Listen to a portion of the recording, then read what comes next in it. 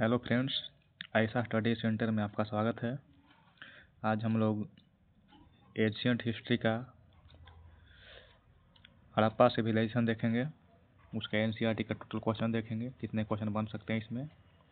तो चलिए देखते हैं।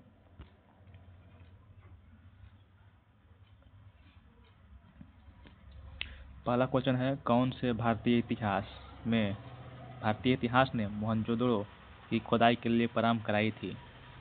कौन से इतिहासकार थे? तो वो थे राखालदास बनर्जी। कब के थे? 1921 में।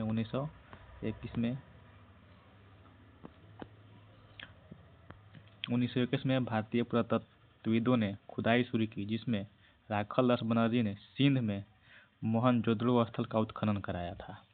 अगला क्वेश्चन देखेंगे। निम्नलिखित में से परिपक्व हड़प्पा सभ्यता के किस स्थान को केंद्रीय स्थल की संज्ञा दी जाती है? किस हड़प्पा सभ्यता के किस स्थान को केंद्रीय स्थल की संज्ञा दिया जाता है? तो किस स्थल को दिया जाता है? सिंधु घाटी सभ्यता को दिया जाता है। सिंध के बहुत से स्थल प्राक हड़प्पन संस्कृति के केंद्रीय क्षेत्र बने हैं। परिणाम स्वरूप इस परिपक्व हड़प्पा संस्कृति का केंद्र स्थल पंजाब और सिंध में है। मुख्यतः सिंधु घाटी में पड़ता है। मुख्यतः कौन घाटी में पड़ता है? सिंधु घाटी में पड़ता है। अगला क्वेश्चन देखेंगे। अगला क्वेश्चन है कथन कारण। पहला कथन है, हड़प्पा का समूचा क्षेत्र त्रिभुज के आकार का है। ये तो सही है, कन्फर्म है, त्रिभुज का क्षेत्र का है।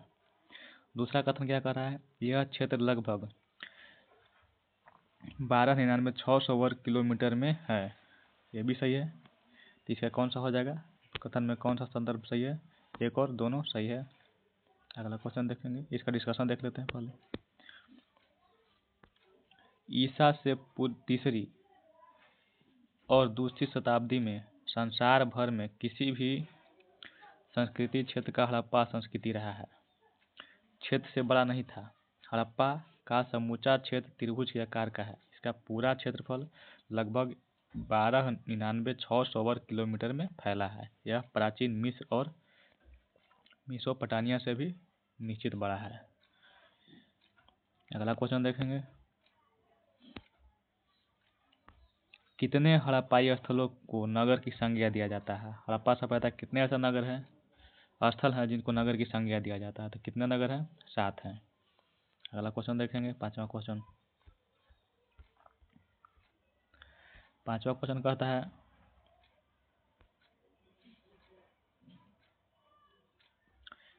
किस हड़प्पाई स्थल को नगर की संज्ञा नहीं दिया जाता है? किस हड़प्पाई स्थल को नगर की संज्ञा नहीं दिया जाता है? तो किस स्थल को नहीं दिया जाता है? रोपड़ को। इसका डिस्कशन देख लेंगे। हड़प्पा सभ्यता में 7 स्थल को ही नगर की संज्ञा दिया जा रहा है। 7 स्थल को दिया गया है, जिसमें से रोपड़ को इन 7 स्थलों में शामिल नहीं किया गया है। रोपड़ को शामिल नहीं किया गया है। तो कौन कौन को शामिल किया गया है? हड़प्पा हो गया, मोहनजोदड़ो हो गया, चन्हुदड़ो हो गया, लोथल हो गया, कालीबंगा हो गया, बनवाली हो गया और सुरकोटदा हो गया। टोटल 7 नगर है। अगला क्वेश्चन देखेंगे। किन स्थलों पर हड़प्पा सभ्यता की तीनों अवस्थाएं देखने को मिलती है? किन स्थलों पर? तो धौलावीरा हो जाएगा और राखी गढ़ी हो जाएगा। तो इसका आंसर हो जाएगा ए और डी दोनों। ए और डी दोनों, मतलब 1 और 4। गुजरात के कच्छ क्षेत्र में अवस्थित धौलावीरा किला है और इस स्थल पर हड़प्पा संस्कृति की तीनों अवस्थाएं देखने को मिलती है, जो कि इसी प्रकार राखी गढ़ी में भी तीनों अवस्थाएं प्राप्त होती है, जो कि हरियाणा के घग्गर नदी के तट पर स्थित है तथा धौलावीरा से बड़ा है। अगला क्वेश्चन देखेंगे।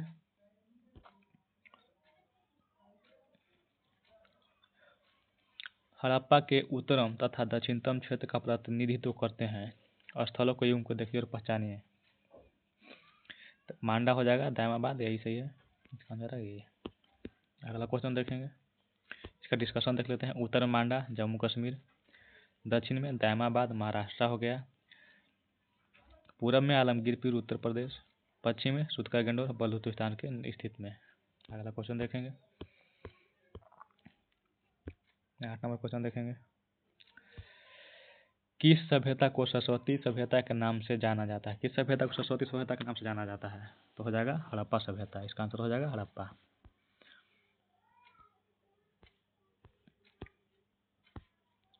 हड़प्पा सभ्यता का मुख्य क्षेत्र सिंधु घाटी नहीं बल्कि सरस्वती तथा उसकी सहायक नदियों का क्षेत्र था, जो सिंधु तथा गंगा के बीच में स्थित था।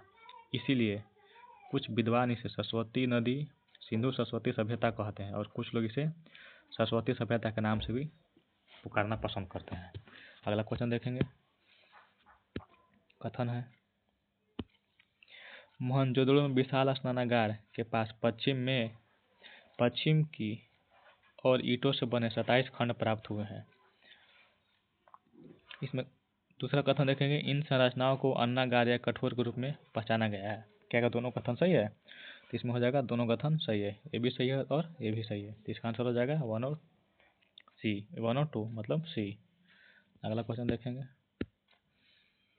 इसका डिस्कशन देख लेते हैं। मोहनजोदड़ो में विशाल स्नानागार के पश्चिम में ईंटों से बना 27 खंड है, जिसकी लंबाई पूर्व से पश्चिम तक 50 मीटर तथा चौड़ाई उत्तर से दक्षिण तक 27 मीटर है, जिसकी पहचान अन्नागार के रूप में की गई है। ऐसे ही अन्य संरचनाएं हड़प्पा, कालीबंगा और लोथल में भी पाया गया है। अगला क्वेश्चन देखेंगे, किस स्थल की बस्ती पूरी तरह किलेबंद थी? किस स्थल की बस्ती थी जो पूरी तरह से किलाबंद से घिरा हुआ था? तो कौन सा था? धौलावीरा भी था और लोथल भी था। तो इसका आंसर हो जाएगा ए और बी दोनों। धौलावीरा तथा लोथल जैसे स्थलों पर पूरी बस्ती किलेबंदी थी तथा शहर के कई हिस्से भी दीवारों से घेरे कर अलग किए गए थे। हालांकि लोथल में दुर्ग दीवार से घिरा तो नहीं था, पर कुछ ऊंचाई पर बनाया गया था। लोथल में नहीं था, पर कुछ ऊंचाई पर था। अगला क्वेश्चन देखेंगे। कथन है अगला क्वेश्चन, कथन 1 है, हड़प्पा नगरों में घर आमतौर पर 1 या 2 मंजिला पाए गए हैं। ये सही है। दूसरा कथन है, हड़प्पा के घरों में आंगन के चारों ओर कमरे बनाए जाते थे। ये भी सही है। तो इसका आंसर हो जाएगा 1 और 2, सी आंसर सही हो जाएगा इसका।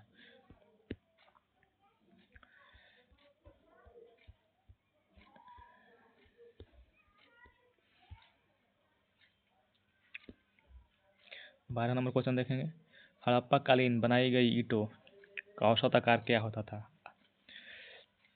हड़प्पा सभ्यता में जो ईंट का प्रयोग किया जाता था उसका आकार क्या होता था? उसका होता था 1:2:4 के अनुपात में होता था।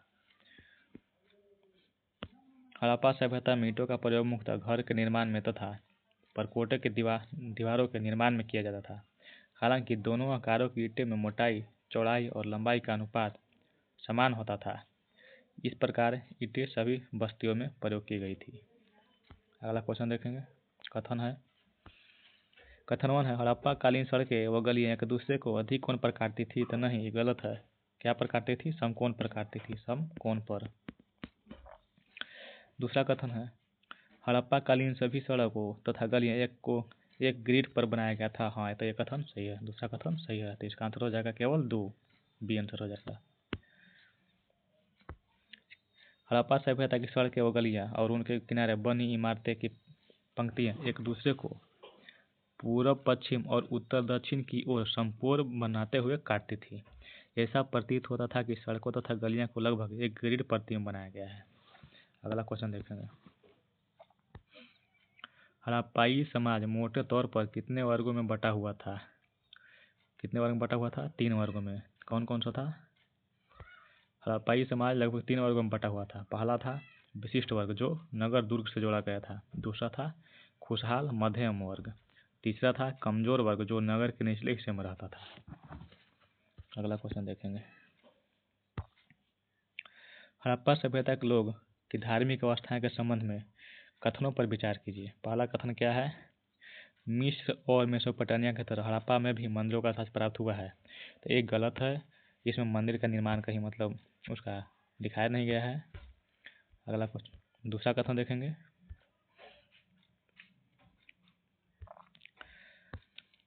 दूसरा कथन, हड़प्पा नगर में भी शासन की वही प्रणाली स्थापित था जैसे मेसोपोटामिया के नगरों में था। ये भी गलत है। ये भी गलत है। गलत इसलिए है कि वो लोग धार्मिक में विश्वास नहीं रखता था। और आचार विचार आपस में मिलता नहीं था, इसलिए ये भी गलत है। तो इसका आंसर हो जाएगा न तो 1 और न ही 2। इसका आंसर हो जाएगा डी। अगला क्वेश्चन देखेंगे।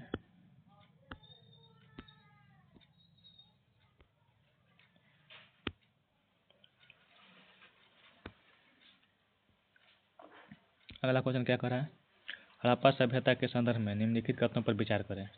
पहला है, लोग तांबे में टीन मिलाकर कांसा का निर्माण करते थे, ये सही है।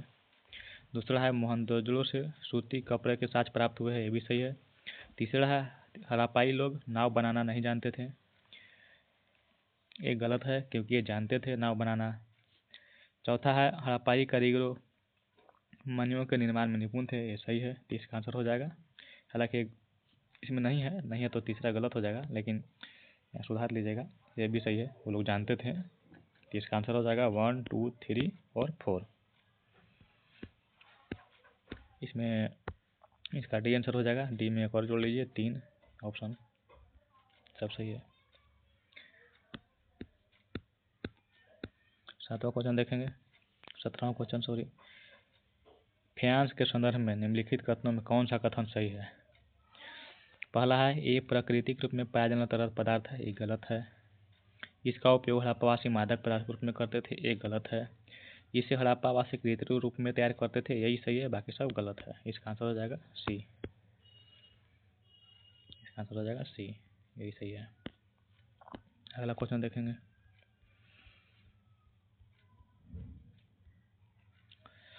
फ्रांस क्या था, देखिए फ्रांस कृत्रिम रूप से तैयार किया जाता था।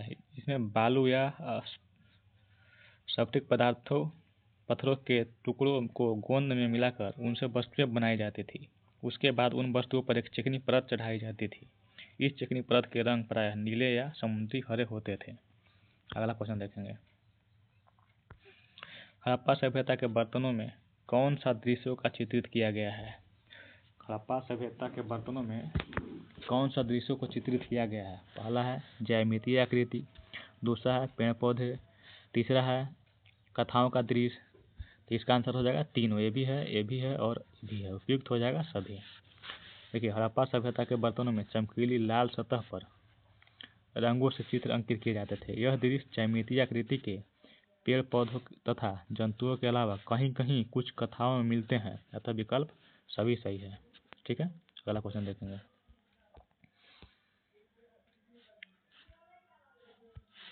किस हड़प्पाई स्थल से के मुख्य प्रवेश द्वार पर साइन बोर्ड लगा पाया गया। किस हड़प्पाई स्थल के मुख्य प्रवेश द्वार पर साइन बोर्ड लगाया था। तो इसका आंसर हो जाएगा धौलावीरा। धौलावीरा में पाया गया है। धौलावीरा में एक बड़ा उत्कीर्ण लेख संभवतः गिरा हुआ साइन बोर्ड मुख्य प्रवेश द्वार के पास मिला था। इस लेख के वर्ण किसी भी हड़प्पाई नगर से अब तक नहीं मिला। सबसे बड़ा नमूना है यह, मिला है तो। अगला क्वेश्चन देखेंगे। हड़प्पाई स्थल नागेश्वर तथा बालाकोट में क्या समानताएं हैं। देखिए पहला है, दोनों बस्तियां समुद्र तट के समीप स्थित थी, सही है। दूसरा है, दोनों बस्तियां चूड़ियाँ, करछियाँ या पचिकारी के निर्माण में विशिष्ट केंद्र रही है, ये भी सही है।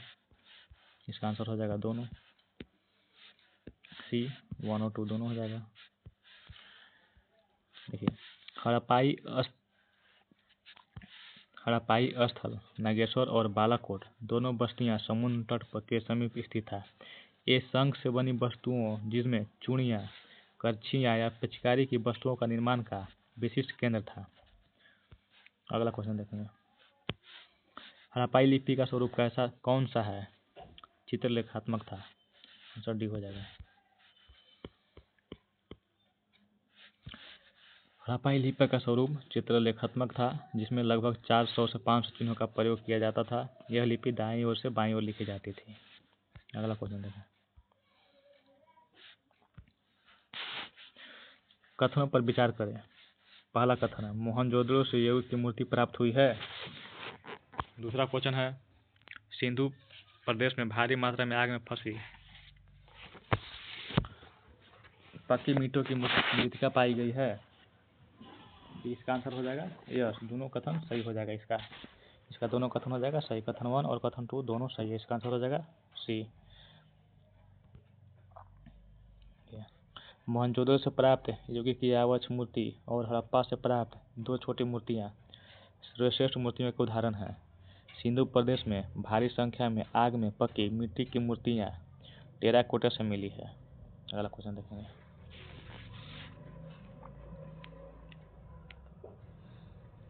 हड़प्पाई मुहरों से प्राप्त आकृति जिनमें एक पुरुष को पालथी मारकर योग की मुद्रा में बैठाया दिखाया गया है को किस हिंदू धर्म से किस देवता से आरंभिक रूप की संज्ञा दिया गया? किस देवता को दिया गया था? आदि शिव को।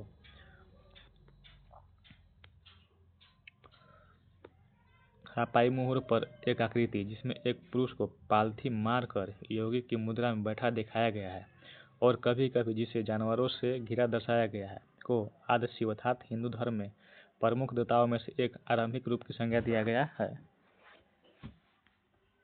अगला क्वेश्चन देखेंगे 24 नंबर। सिंधु घाटी सभ्यता में निम्नलिखित कथन में कौन धर्म के तत्व में मौजूद थे? कौन थे मौजूद? इसका देखेंगे। पहला है माता देवी की पूजा की जाती थी, सही है। दूसरा है प्रकृति की पूजा की जाती थी, ये भी सही है। तीसरा है भूत प्रेतों पर विश्वास किया जाता था, ये भी सही है। चौथा है लोग अब योगाभ्यास करते थे, ये भी सही है। अतः इसका आंसर हो जाएगा उपयुक्त सभी। निम्नलिखित कथनों पर विचार करें। कथन 1, सिंधु सभ्यता की बस्तियां आकार और अनुपातिक जनसंख्या की तुलना में कंकाल अवशेष बहुत कम मिले हैं। तो बहुत कम मिले हैं, सही है, ये भी सही है। दूसरा कथन देखेंगे।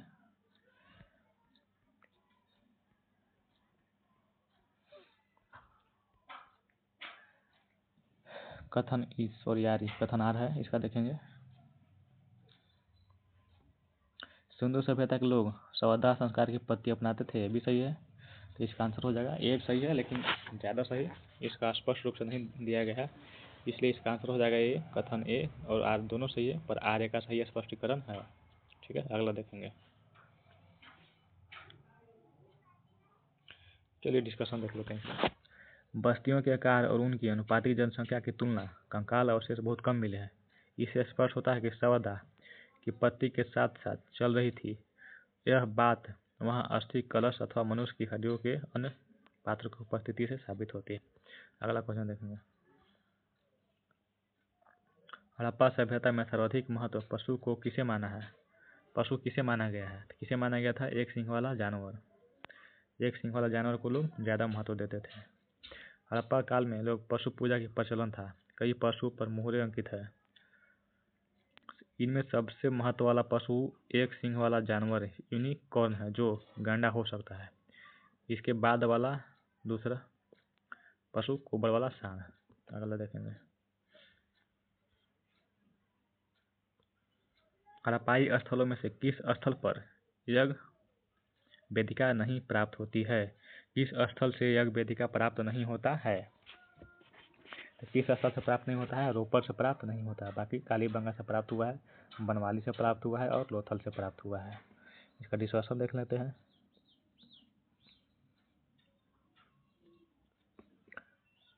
हड़प्पा सभ्यता के स्थल कालीबंगा, लोथल और बनवाली में ऐसी वेदिकाएं पाई गई हैं जिनका संभवतः यज्ञ वेदिकाओं के रूप में प्रयोग किया जाता था, अतः विकल्प डी असत्य है। अगला क्वेश्चन देखेंगे।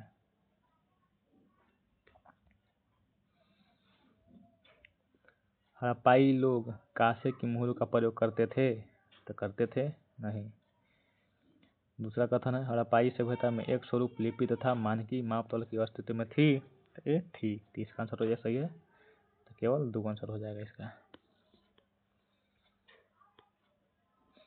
देखिए, हड़प्पा सभ्यता में व्यापार का सबसे बड़ा महत्व था। इसकी पुष्टि हड़प्पा मोहनजोदड़ो लोथल में अनाज के बड़े बड़े कोठों में पाए जाने से होती है। सभ्यता को एक बड़े भूभाग में ढेर सारी मिट्टी की मुहरें सील का प्रयोग होता था, न कि कांसे का सील, अतः कथन 1 असत्य है। अगला क्वेश्चन देखेंगे, मिलान करने वाला है। महत्वपूर्ण खनिज है सूची 1 में और प्राप्त स्थल, मतलब कौन सा खनिज कहाँ से मिला? तो चकमक कहाँ से मिला है? तो सिंधु की रोहनिया पहाड़ियों से मिला है। ठीक है। कार्नेलियन कहाँ से मिला है? तो गुजरात और सिंध से मिला है। तीसरा है सीसा कहाँ से मिला है? तो दक्षिण भारत से मिला है। और चौथा है लाजवर्द। ये कहाँ से मिला है? कश्मीर और अफगानिस्तान से। तो इसका आंसर अपने हिसाब से मिला लीजिएगा।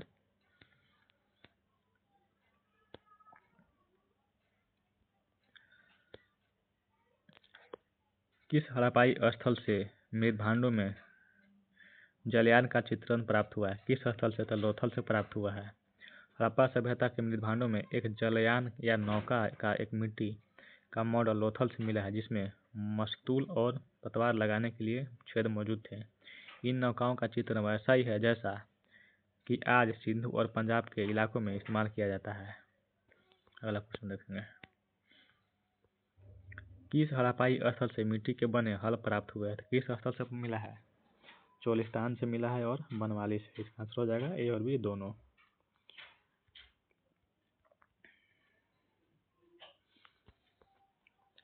हड़प्पा सभ्यता के लोग मिट्टी की जुताई के लिए लकड़ी के हलों का प्रयोग करते थे, जिनका अब तक बचा रहना संभव नहीं है, लेकिन हल के आकार के खिलौने चोलिस्तान व बनवाली स्थल से प्राप्त हुए हैं। अगला क्वेश्चन देखेंगे 32 नंबर। कथन कारण है सिंधु नदी मिस्र की नील नदी की अपेक्षा कहीं अधिक जलोढ़ मिट्टी बाढ़ वाले मैदानों में छोड़ जाती है। ठीक ही है मिला जुलाकर। अच्छा अगला देख लेते हैं। गांव की रक्षा का कार्य खड़ी की गई पक्की ईंटों से प्रकट होता है। कथन आर सही है, ए भी सही है, लेकिन आर ए का सही मतलब आर जो है ये सही है, लेकिन ए ज़्यादा इसका वो नहीं है। डिस्कशन देख लेते हैं इसका।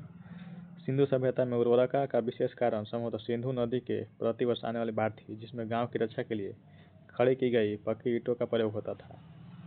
कि बाढ़ हर साल आती थी। किस हड़प्पाई स्थल से घोड़े की अस्थियां प्राप्त नहीं हुई है? किस स्थल से प्राप्त नहीं हुआ है? तो आलमगीरपुर से प्राप्त नहीं हुआ, बाकी सूरकोटदा से प्राप्त हुआ है, लोथल से प्राप्त हुआ है और कालीबंगा से प्राप्त हुआ है। हड़प्पा सभ्यता के लोथल, सूरकोटदा, कालीबंगा तथा अन्य स्थलों से घोड़े की अस्थियां प्राप्त होती है। हालांकि घोड़े की मिट्टी की आकृति लोथल से में पाई गई है, लेकिन घोड़े का कोई स्पष्ट चित्रण किसी भी मुद्रा पर अंकित नहीं मिला है।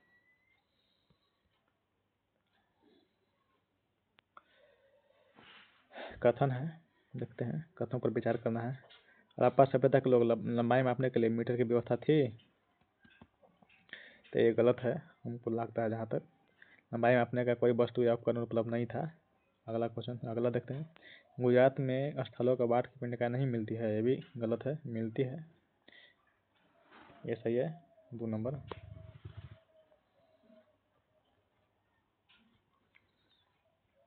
अगला देखते हैं। जॉन मार्शल और उनके अनेक विद्वानों के अनुसार सिंधु सभ्यता के पतन का मुख्य कारण क्या था?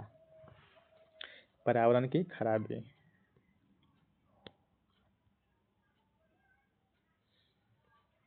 सुमिलित करना है, सही सुमिलित करना है। पूर्वी हड़प्पा चरण लगभग 1900 से 1300, ये गलत है, पूर्वी नहीं है, उत्तर हो जाएगा, उत्तर हड़प्पा। दूसरा है परिपक्व हड़प्पा चरण, ये सही है। तीसरा है उत्तर हड़प्पा चरण, नहीं ये गलत है, ये हो जाएगा पूरब हो जाएगा।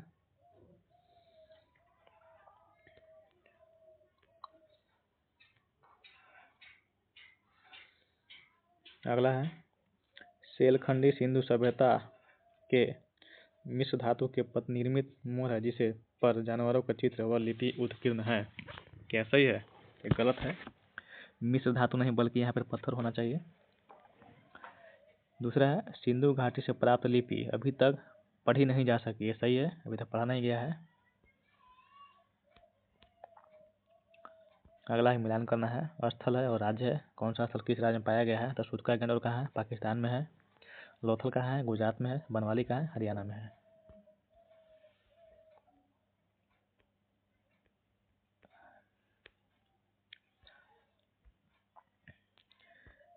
हड़प्पा सभ्यता में सबसे प्राचीन में स्थित पश्चिम में स्थित नगर है, कौन सा सबसे पश्चिम है? तो सूतका गंडोर है, जो कहाँ है? पाकिस्तान में है। हड़प्पा सभ्यता और नदी, कौन सा सभ्यता कहाँ मिला? कौन सा स्थल किस नदी किनारे है? हड़प्पा कौन सी नदी? रावी हो जाएगा। लोथल कौन सा हो जाएगा? भोगवा हो जाएगा। मांडा चिनाब हो जाएगा। कालीबंगा हो जाएगा। घगर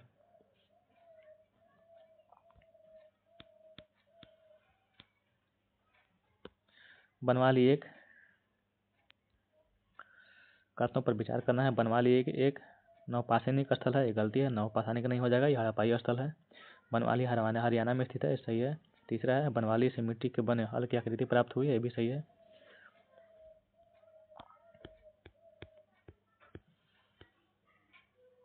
कथनों पर विचार करना है। हड़प्पा सभ्यता के लोग मेसोपोटामिया से व्यापार करते थे, ये सही है, बिल्कुल करते थे भाई। हड़प्पाई लोग मेसोपोटामिया को मेहुला के नाम से पुकारते थे।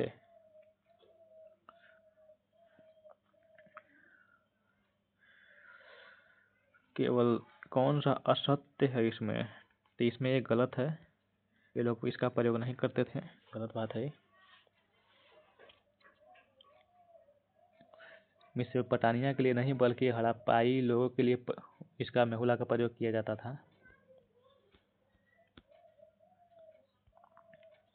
हड़प्पाई लिपि के संदर्भ में कथनों पर विचार करना है। पहला कथन है हड़प्पाई लिपि को सर्वप्रथम 1837 में जेम्स प्रिंसेप ने पढ़ा है, ये गलत है। 1837 में अशोक के शिलालेख को पढ़ा गया है जेम्स प्रिंसेप के द्वारा। अगला है हड़प्पा से प्राप्त अभिलेखों में सबसे लंबे अभिलेख लगभग 26 चित्र थे, तो ये सही है। यह लिपि बाईं से दाईं ओर लिखी जाती थी, ये बिल्कुल गलत है, ये बाईं से दाईं ओर नहीं बल्कि दाईं से बाईं ओर लिखी जाती थी।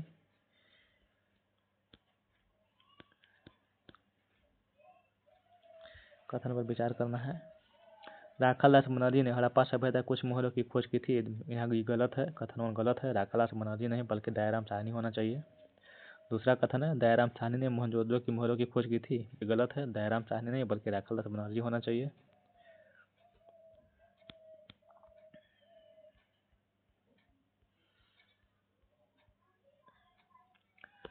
अगला क्वेश्चन है सिंधु कालीन वृषभ की प्रतिमा, कथनों पर विचार करना है। यह प्रतिमा हड़प्पा से पाई गई है, ये बिल्कुल गलत है। इसमें भारी भरकम वृषभ को आक्रामक मुद्रा में दिखाया गया है, ये सही है। यह जो प्रतिमा है मोहनजोदड़ो से पाया गया है, इसमें एक भारी भरकम वृषभ के आक्रामक मुद्रा में दिखाया गया है। वृषभ गुस्से में अपना सिर दाईं ओर घुमाए है और उसे गले पर एक रस्सा बंधा हुआ है, अतः विकल्प भी सत्य है।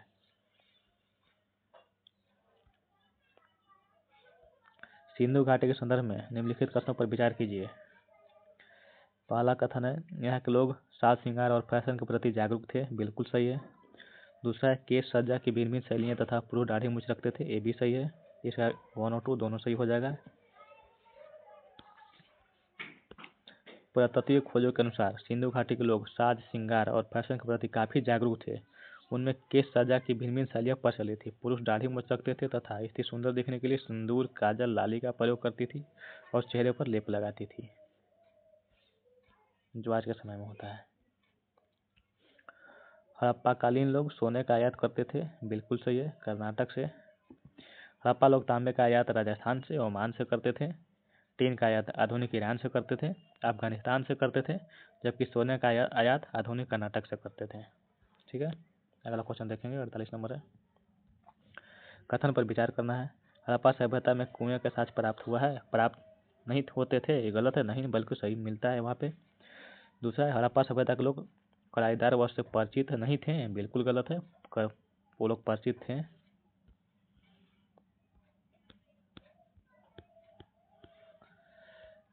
निम्नलिखित कथनों पर विचार करना है। कथन 1 है मेहरगढ़ से कपास की खेती का साक्ष्य प्राप्त हुआ है, बिल्कुल सही होना चाहिए। कथन दूसरा है मोहनजोदड़ो से कपड़े के टुकड़ों का साक्ष्य मिला है, बिल्कुल सही है। इसका आंसर हो जाएगा 1 और 2 दोनों। लगभग 7000 वर्ष पूर्व मेहरगढ़ पाकिस्तान से कपास की खेती का साक्ष्य प्राप्त हुआ है और मोहनजोदड़ो से कपड़े के टुकड़े का साक्ष्य प्राप्त हुआ है, अतः कथन 1 और 2 दोनों सही है। हड़प्पा सभ्यता के लोग किस धातु से परिचित नहीं थे, तो वो लोग लोहा से परिचित नहीं थे। हड़प्पा सभ्यता के लोग लोहे से परिचित थे, लोहे से मानव उत्तर वैदिक काल से परिचित हुए, जो द्वितीय नगरीकरण का आधार बना। अगला क्वेश्चन है जूते हुए खेत का साँच हड़प्पा सभ्यता किस स्थल से मिला है? तो जूते हुए खेत का साँच किस स्थल से मिला है? तो कालीबंगा से मिला है। कालीबंगा नामक स्थल पर जूते हुए खेत का साँच मिला है, जो आरंभिक हड़प्पाई स्थलों से संबंध है। इस खेत में हल रेखाओं के दो समूह एक दूसरे को समकोण पर काटते हुए थे, जो यह दर्शाता है कि एक साथ दो अलग अलग फसलें उगाई जा सकती थी।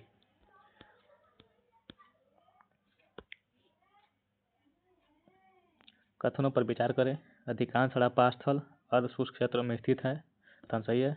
दूसरा है, अफगानिस्तान में शोरतघुई नामक हड़प्पा स्थलों से नहरों के कुछ अवशेष मिले हैं, ये भी सही है।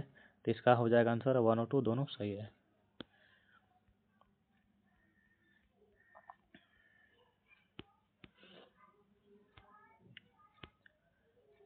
मोहनजोदड़ो के दुर्ग में संदर्भ में कौन कथन असत्य है? दुर्ग ऊंचाई पर बनाया गया था, ये सही है। दुर्ग की संरचना चबूतरे पर बनी थी, ये सही है। दुर्ग के चारों तरफ दीवार से घेरा हुआ था, ये भी सही है। चौथा, दुर्ग के चबूतरे का निर्माण पक्की ईंटों से किया गया था, एक बल्कि गलत है।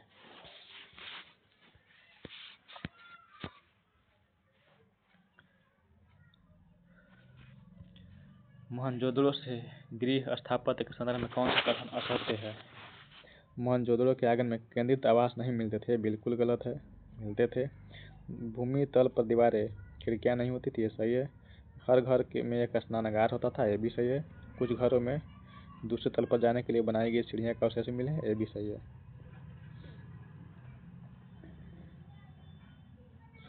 मोहनजोदड़ो के विशाल स्नानागार के संदर्भ में कौन सा कथन असत्य है? विशाल स्नानागार एक वर्गाकार जलाशय था, ये गलत है।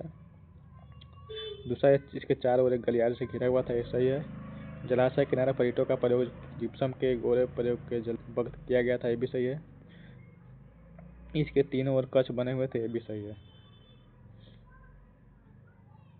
कौन सा हड़प्पाई बस्ती हो समुद्र के समीप नहीं है? तो चमनहुदड़ो हो जाएगा, ये समुद्र के समीप नहीं है।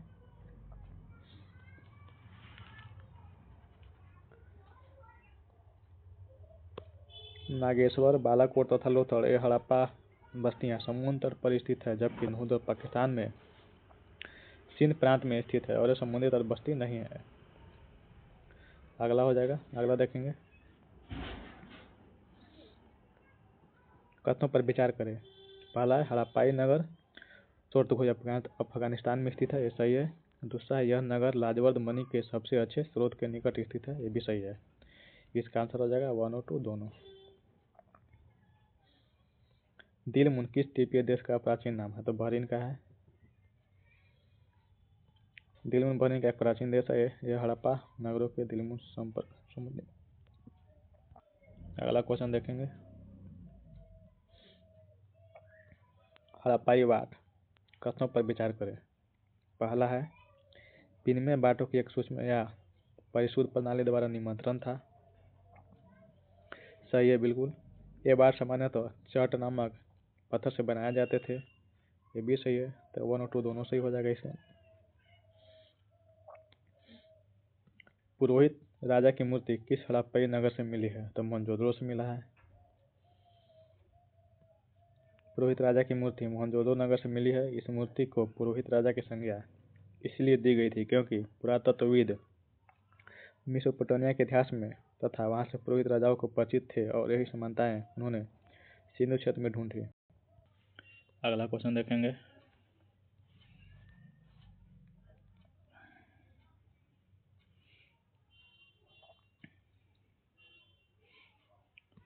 धौलावीरा का उत्खनन कार्य किसके निर्देशन में हुआ था? तो RS बिष्ट के निर्देशन में हुआ था 1900 में। स्थल है मिलान करना है, स्थल होगा और उत्खनन करता हो जाएगा हड़प्पा REM व्हीलर के द्वारा किया गया था। लोथल SR राव के द्वारा। बहावलपुर SR मुगल के द्वारा।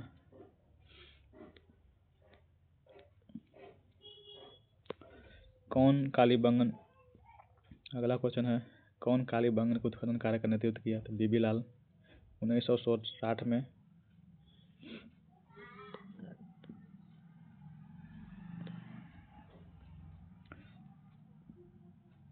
स्थल हो जाएगा और उत्खनन प्रारंभ वर्ष हो जाएगा। तो लोथला कब किया गया? 1955 में। हड़प्पा का 1921 में। धौलावीरा को 1900 में, 1990 में।